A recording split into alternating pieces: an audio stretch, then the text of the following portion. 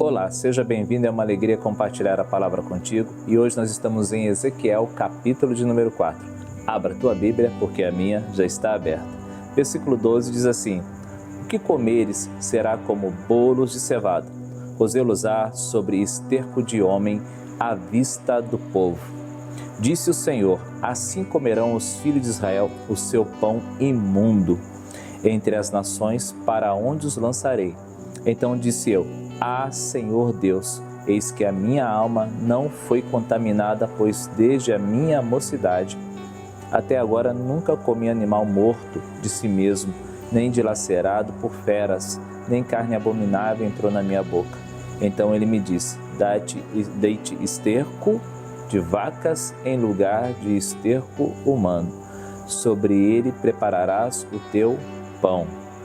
Bom, esse capítulo 4 tem riqueza de detalhes. Por isso que eu sempre falo que é importante você estudar o capítulo na tua casa. E aqui eu não consigo fazer uma abordagem profunda, porque gastaria mais de 1 hora aqui só nesse capítulo, pelo tanto de conteúdo que tem. Mas meditando nesse capítulo hoje, achei interessante que Deus manda Ezequiel fazer uma maquete.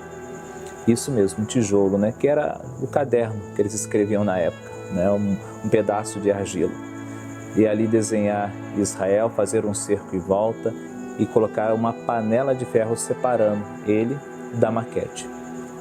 Essa panela de ferro era mais ou menos uma chapa. E era para ficar 390 dias dormindo sobre o ombro, olhando para aquela cidade, e depois 40 dias olhando para o outro lado, representando o Judá. Lembra que tinha o reino do norte e o reino do sul. Reino do norte era Israel, né, que foi terrível este lugar aqui, fez coisas terríveis. E o reino do sul, Judá, onde tinha Jerusalém e o templo. Lembra que em Israel era justamente aonde morava Jezabel, Acabe. Então eles foram muito perversos, aquele povo. Mas todos foram para o cativeiro, todos foram levados embora. Então agora, né, Deus vai usar uma estratégia, vai pedir para Ezequiel dramatizar, fazer maquete, deitar de um lado, deitar de outro, colocar cordas, ficar preso em cordas, justamente mostrando paralisado. O que Deus queria mostrar é que o tempo todo ele estava olhando a situação acontecendo, mas ele não interviu. E não interviu por quê? Por causa da iniquidade daquele povo. Lembra que aquele povo se desviou, fizeram o que é mal diante de Deus e ainda botava a culpa em Deus. Eu falei isso ontem no devocional. Uma turma falava assim: não, logo a gente vai voltar para a nossa terra. Outra turma falava assim: o culpado disso tudo aqui é Deus. O culpado é Deus. Muitas vezes nós queremos culpar alguém pelos nossos erros. E eles estavam culpando Deus por causa do cativeiro. Deus se esqueceu de nós. Deus jamais se esqueceu deles. Eles que se esqueceram de Deus. Então saiba disso. Deus não se esquece dos seus. Ele não vai esquecer de você. Pode ser que você se esqueça dele, mas ele sabe quem é você. Bom, no caso aqui, teve que dramatizar. Eu fiquei pensando assim, Ezequiel daria um bom professor de escola dominical, porque ele está usando recursos audiovisual, né? Falando, gesticulando, fazendo maquete, para ver se o povo possa compreender, tratando aquele povo como criança. Para mim, um povo de coração duro teve que desenha para ver se eles vão entender o erro deles, desenha para ver se eles vão cair na realidade. Tanto é que até a alimentação ele precisou mudar. Deus falou assim: você vai mudar a sua alimentação.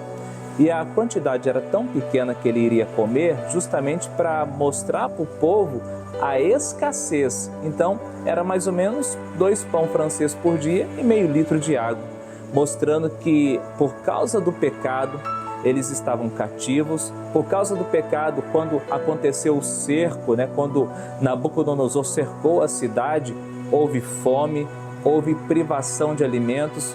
E agora era para ele cozinhar a comida sobre esterco humano. Ele falou: não, Deus, tem misericórdia da minha vida. Porque Ezequiel era sacerdote, então ele nunca se contaminou, ele mantinha uma vida consagrada a Deus. E Deus aceitou, ali o pedido de Ezequiel. Falou assim: então Ezequiel, faz sobre o esterco de vaca. Esterco de vaca, naquele tempo, já era usado, até hoje já é usado ainda como combustível para você fazer o seu alimento. Tudo bem, mas esterco humano, terrível, misericórdia. Mas meditando nesse texto, eu fiquei pensando, né, a dureza do coração, a dificuldade de compreensão. E olhando para a nossa atualidade, não é diferente, porque hoje nós temos internet, nós temos mensagens audiovisuais, nós temos uma riqueza de detalhes, muita informação, mas muitos ainda estão com o coração endurecido. Eu lembro que Paulo, na carta aos Coríntios, 1 Coríntios capítulo 3, ele fala assim, olha, eu só dei para vocês o leite, né? Não posso dar o alimento sólido porque vocês são crianças. Imaginou, né? Você está há anos na igreja ainda se comportando como criança. Um menino na fé, Paulo falava assim, vocês são carnais, um menino na fé. Então por isso eu não dei alimento sólido, porque vai fazer mal. Então, amados, a grande lição que eu tiro aqui, primeiro, Deus é detalhista. Ele fez uma riqueza de detalhes para que Ezequiel colocasse em prática. E Ezequiel, homem de Deus, né, fez o que o Senhor estava mandando fazer.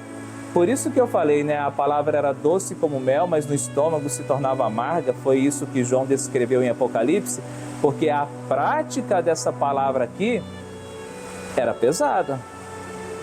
Era pesada.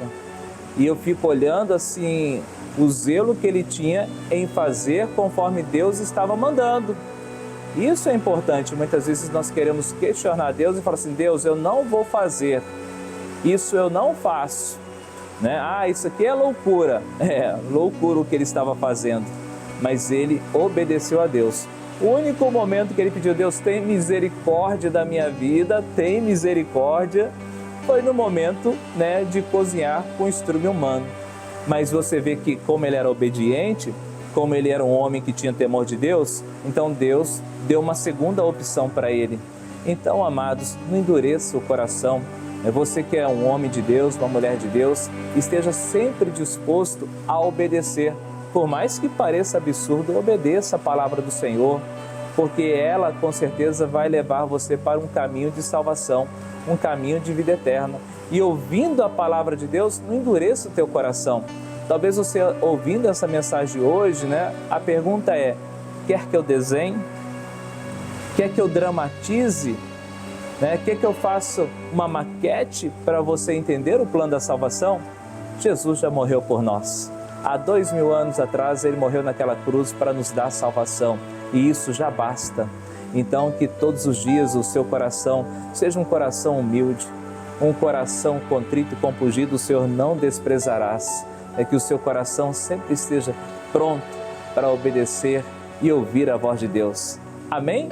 Que Deus te abençoe. Então, guarde essa palavra no teu coração, compartilhe essa mensagem, se inscreva no nosso canal, dê o seu like e ative os sininhos da notificação. Amém? Que Deus te abençoe, em nome de Jesus.